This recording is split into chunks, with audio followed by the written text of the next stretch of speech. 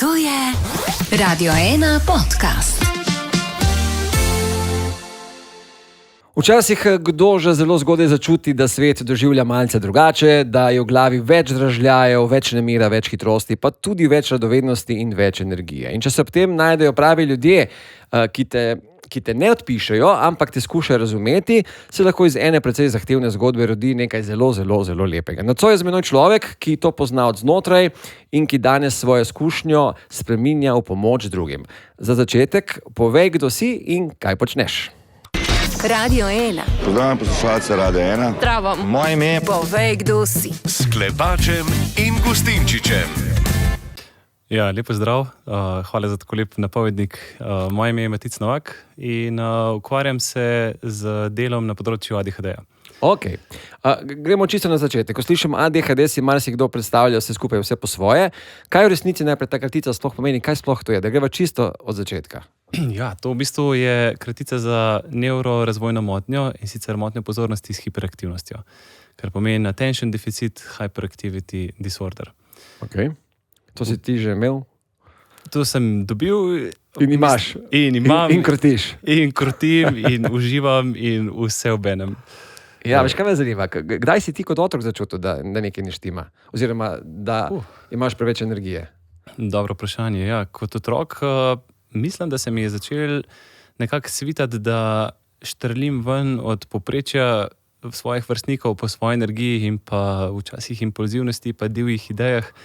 Tam nekje 4., 5. razred, tam se je začel dogajati. Medtem ko prej sem pa doživljal vse kot krivico, no, tako, ko me niso razumeli, je bilo pa kar pogosto. In kako si se počutil takrat, v tistem trenutku? Ko sem dojel. Ja. Pa v bistvu... Je bilo to olajšanje kot otroku? To me zanima, res, ker to dejansko si kar hitro nekako pogruntal to. So ti pomagali kdo starši to dojeti, ali si sam to dojel? Kako je to bilo? Ja, zdaj... Pri meni se je sprožil nekak postopek tam nekje v 2. oziroma bolj 3. razredu, ko sem rabil z učiteljico, nisva ravno skupaj prišla in v bistvu se je zgodilo, da sem bil celo prešolan in potem se je zelo hitro zgodil tudi postopek diagnosticiranja. Tako da v bistvu sem šel skozi vse te preglede in pogovore z raznimi strokovnjaki, ki so mi nekako poskušali objasniti, kaj ne bi to bilo, s tem, da jaz takrat tega nisem še uspel najbolj razumeti. Vedel sem, da je nekaj v mojem načinu delovanja možganov drugačnega od ostalih, ampak sem to bolj jemal in razumel, kot da je to slabo kot dobro. Da sem v bistvu nekaj manj kot pa enako oziroma kaj šele več. Tako, ja. V bistvu sem jemal to kot hibo oziroma bolezen in slabost. In si tudi potem tako počutil. Kje se je potem to obrnilo? To se je pa začel počasi obračati na neki točki že v osnovni šoli, ker sem v bistvu, mislim, da na višji stopni, tam bi lahko rekel 7., 8. razred, ker sem v bistvu nekako sprejel, da z mano v resnici ni nič narobe, ne? Ampak da je z drugimi nekaj narobe, ne? Ker niso po mojem konceptu narejeni. In da je sistemom ogromno narobe, ne, ki ni prilagojen moji energiji in načinu doživljanja pač sveta. Tako da tam nekje sem pa potem v bistvu uvidel, no, da pa ta drugačnost ni nujno, da je samo slaba, ampak so bile vse te težave, ki sem jih imel v šoli, na nek način toliko izrazite v smislu učenja in pa sledenja, naloge in pa ocene in vse skupaj. In primerjanje to z vrstniki, sem pa imel kljub vsemu na trenutke kar velike težave, no, da sem to sprejel. Daj sem v resnici to sploh sprejel, je bilo pa tam nekje v srednjih 20. Ok, se to bomo še kasneje verjetno prišli do tega. Me zanima, se srečaš s kakšnimi sošolci iz osnovne šole? Ja, iz osnovne šole sem jih srečal sošolce, ampak... In kako se gledate? Zdaj, srečal sem tiste, iz katere sem bil prešolen. Tam sem bil tiste 3 leta, prve 3 leta.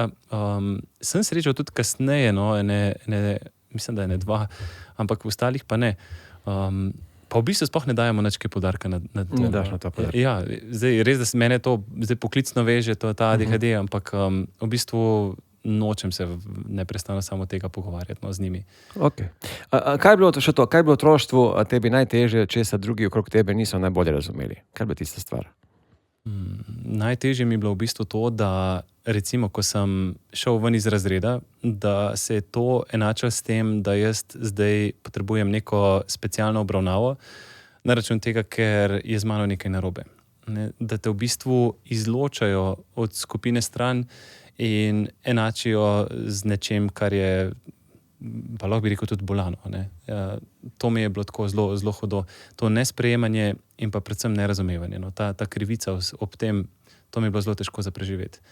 In na račun tega sem posvajal tudi kakšne vedenje, ki sem želel dokazati, da temu ni tako, ne? Ampak preden sem se naučil, da določene vedenja niso ok, sem mogel iti kar čez tiste najbolj hude lumparije in tudi tiste NP-rije. Okay. Ja. Matic, kako sta tvoja starša sprejela to, da imaš ADHD? Ojoj, kakšno vprašanje zanimivo. Ja, mislim, po mojem sta starša z menoj skupaj postopoma sprejemala, zdaj mogoče mama malo prej kot oče, ampak ne čisto, da je zavračal moj ADHD, ampak bolj v bistvu mojo samo naravo, ker je bil oče bolj tak delovni tip, jaz pa je hotel, da bi šel jaz recimo bolj v kakšne lesarske šole in to. Pa sem šel pa v zdravstvo. S tem, da ta ADHD, bi tako rekel, težko je sprejeti stiske otroka, ki jih doživlja. Yeah. In otroku objasniti, da v resnici te situacije, ki so, da se ti godi taka krivica in nič ne moreš narediti, je nekaj najtežjega, po mojem, kar lahko starš doživi. Ja. In to traja za moje pojme, odkar stopiš. Po moje, odkar sem začel ocene dobivati in pa se niso verjetno še do danes tega znebili. Sicer jaz sem prekinil pol to popkovino tam nekje v srednji šoli, ampak da sta pa prav sprejela, sta pa v bistvu bila primorana, ker žal jaz se nisem mogel spremeniti takole, ker tak sem prišel na svet in tako je. Tako je. Cel paket. Cel paket. Ja, cel paket ekstrema. Kaj je pri tvojem odraščanju ti najbolj pomagalo, da te ni odneslo čisto po svoje? Mislim, mene je odneslo večkrat po svoje. Zdaj, odvisno v katerem obdobju. Zelo mi je pomagal šport. To je bila ena izmed okupacij in pa enih takih, kako bi rekel, tudi disciplinsko zelo pomembnih aktivnosti. Pomagala mi je tudi zelo punca, ko sem jo imel v tistem najbolj divjem pubertetnem obdobju, da me je malo kopirala. Naprimer, pes mi je ogromno pomagal, kot nek, to se bo malo čuden slišal, mogoče sogovornik. V bistvu ni nič kaj povedal nazaj, ampak vse obenem. Te je poslušal. Ja, to je več pomembno.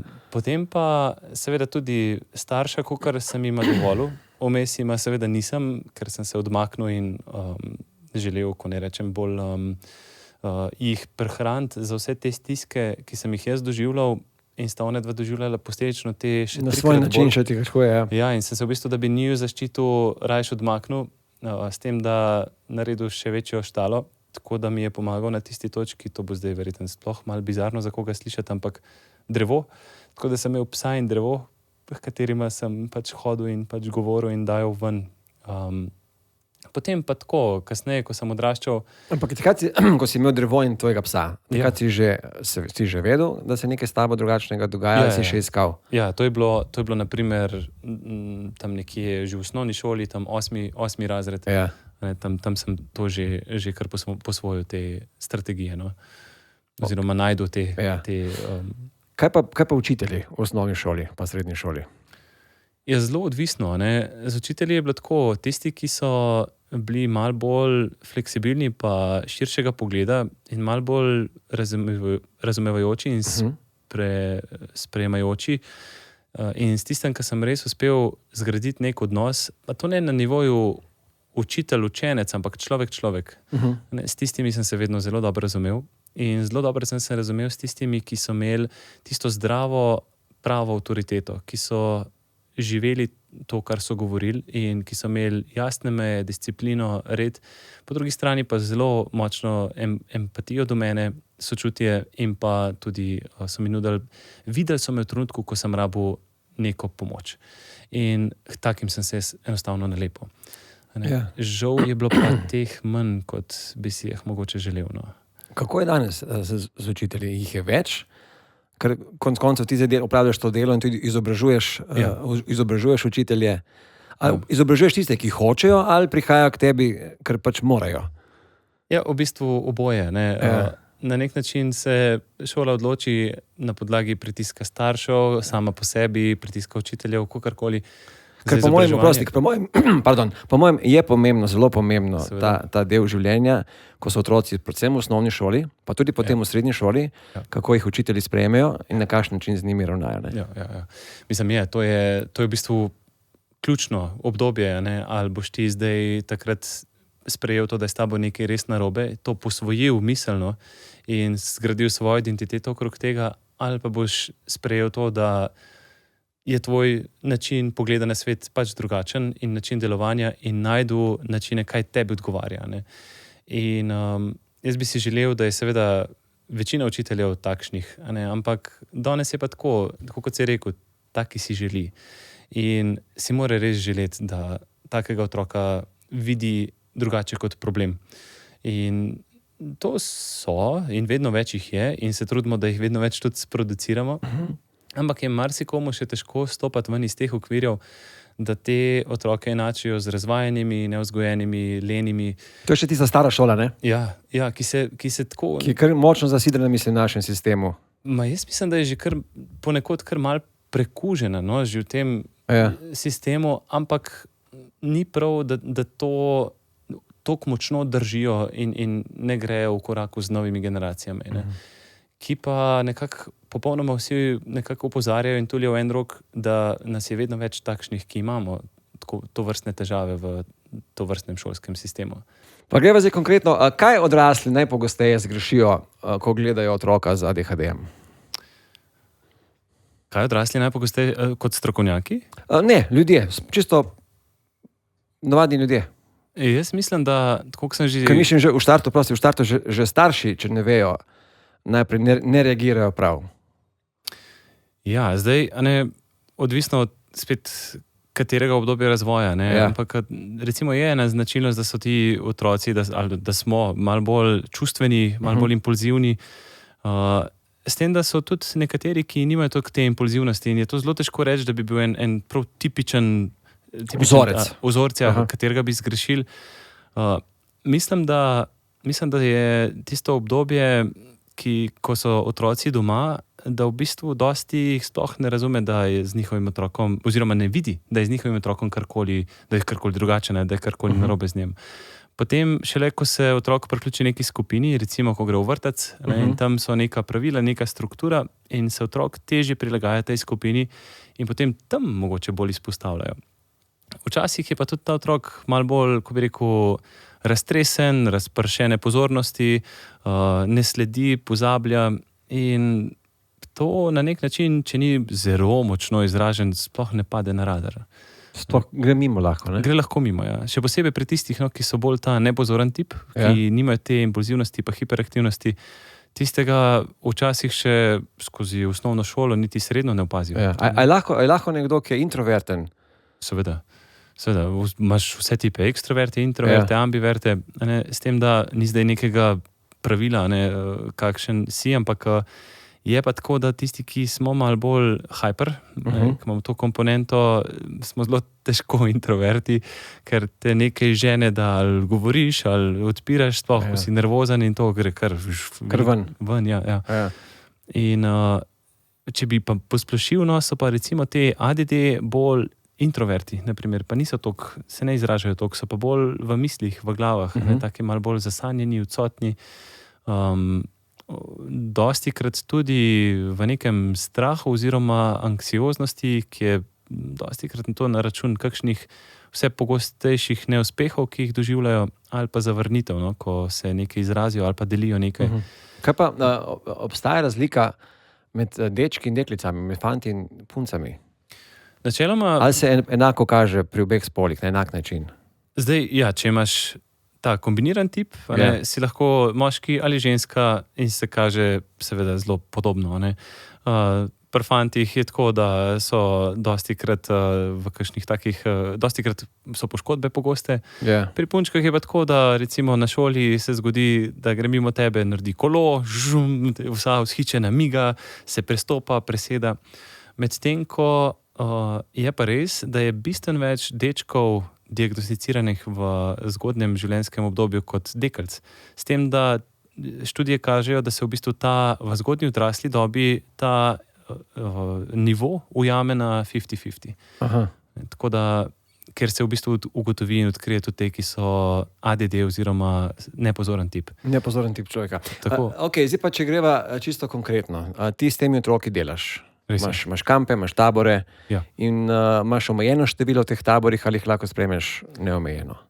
Jaz imam omejeno Koliko lahko en profesor, en učitelj, nekdo, ki dela z otroki, vodja, Ja. s kakšno skupino lahko dela? Ali je to odvisno spet od... Ja, mislim, zelo dobro vprašanje. Ne? Mislim, jaz bi rekel tako. Ne? Tukaj je zelo pomembna stvar, da se zavedaš, da so to otroci, ki prvo berejo energijo.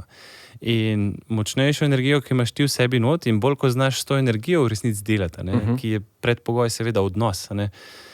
Potem jaz imam izkušnjo tudi do 120 otrok od enkrat, da jih peljem čez delavnice, naprimer, tam mislim, da 3-4 ure. In jih držiš in so pozorni in so s tabo in vse. V bistvu se neprestano odzivam na njih. Jih opazujem, kdaj koga odnaša, kdaj je kdo z mano in potem vnašam dinamiko, umirim, kakšno bolj stvar, ki gre o vase, recimo zgodbo. S tem, da... Če sem prav razumel, moraš ti dejansko prilagajati svojo energijo Ja, seveda.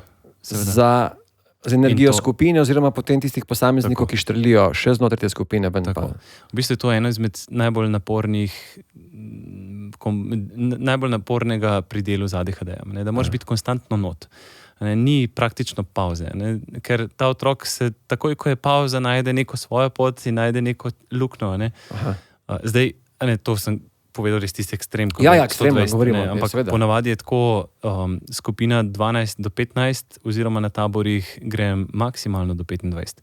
Več niti ne želim, ker pri vsakem otroku želim doseči neko spremembo. Da on ali uvidi nekaj, ali posvoji eno metodo, eno delo in grem v bistvu bolj na kvaliteto kot pa kvantiteto. Ja.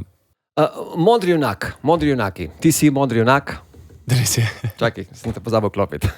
Ti si modri junak. Ja, res je. Ja. In skrbiš za mlade modre junake. Kaj sploh to je?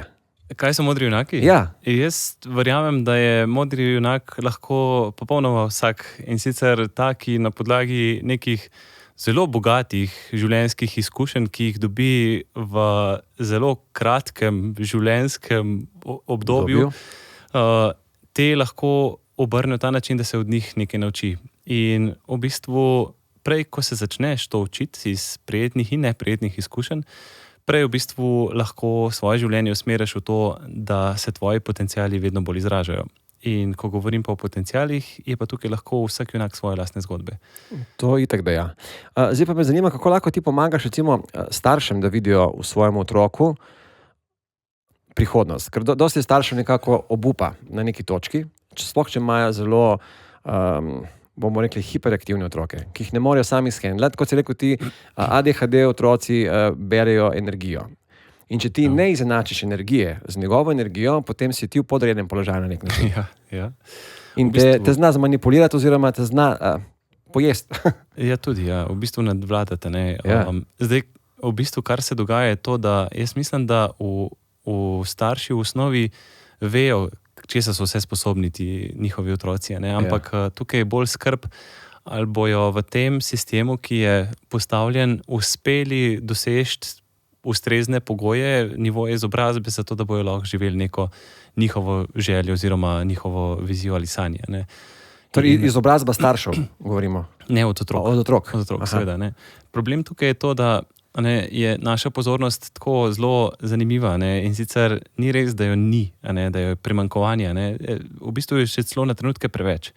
In je zelo odvisno od tega, kaj nas zanima. Če nas ena stvar ne zanima, tam imamo težavo. Je kratka in razpršena in težko jo ujameš in se držiš. Ko te pa nekaj zanima, imaš pa v bistvu tako imenovan hiperfokus.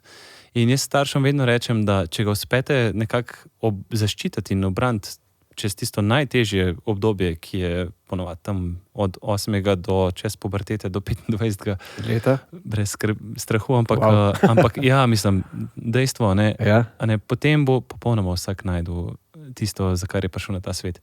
Ker jaz, če iz sebe shajam, jaz ne morem hoditi, na primer, na šiht. Jaz, ko bom šel prvi dan v službo, bom jaz službo pustil. Jaz moram nekaj delati, kar mi gori v srcu, kar je moje poslanstvo. a ne. Okay. In, Da to počneš. ja, da to lahko sploh delam. Ne. Ja. Ker drugače je to obveza, moram, in ko moram, je blokada in konca.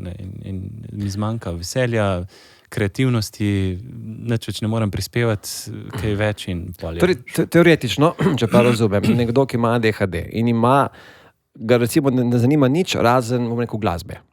Dobro. Če pogledate starši, da je to tisto, kar njega zanima in da je lahko tam zdrži 5, 6, 7, 8 ur na dan za glasbo, je to dobro, da se ga to usmeri? Ali... Mislim, seveda je dobro. Ne? S tem, da je fajn, da tudi na tem, ko doživi recimo hiperfokus trenutno na glasbo, Okay. ker ta stvar niha. Ne? Enkrat je glasba, drugič bo Aha, je več stvari lahko. to telo, eno obdobje te drži eno, pol te Dobro. drugo. Pol je tako, nabaviš vso opremo za en hobi, ga opustiš, najdeš drugega, vse za nov hobi. Pa se kdaj vrneš potem nazaj k Seveda staremu se, hobiju? Aha, to okay. je pa največji čar. Ne? V bistvu se toliko izpopolniš na eni stvari in jo do perfekcije skoraj da ne izureš in potem se naveličaš in greš na novo. A ne? Ampak to se podzavestno zgodi. Pride neka zanimiva stvar, čup, zagrabaš in gasa. Ne? Ampak pol, ko te ponovno lahko spet prime, se vrneš nazaj in greš spet v tisto. A ne? In nadgradiš? Ja, nadgradiš, Prav. ali se tam sproščaš, ali tam si kreativen tam noter. Ja. Skratka, greš v en tak svoj svet, ne, ki je pa tudi včasih problematičen, zaradi tega, ker ko si pa sploh v hiperfokusu, Ja. se pa ne znaš, niti ne zmoreš ustaviti, pol si not. Dokler ne dokončaš, oziroma dokler te pač drži. In mene je nazadnje, ko me je res močno, me je 3 mesece čist. Držalo. Čist. In to pomeni, da sem pozabil na vse. Jest, pit, v službo iti, na družino, na psa, jaz sem bil izključno na tvoje drevo. Na drevo, na vse, jaz sem bil samo v projektu, čist samo v tem not. Wow. To te lahko potem izčrpa po drugi strani. To je V v bistvu bistvu nevarno, te. je destruktivno, avtodestruktivno na nek način. Čeprav je V bistvu- kreativno.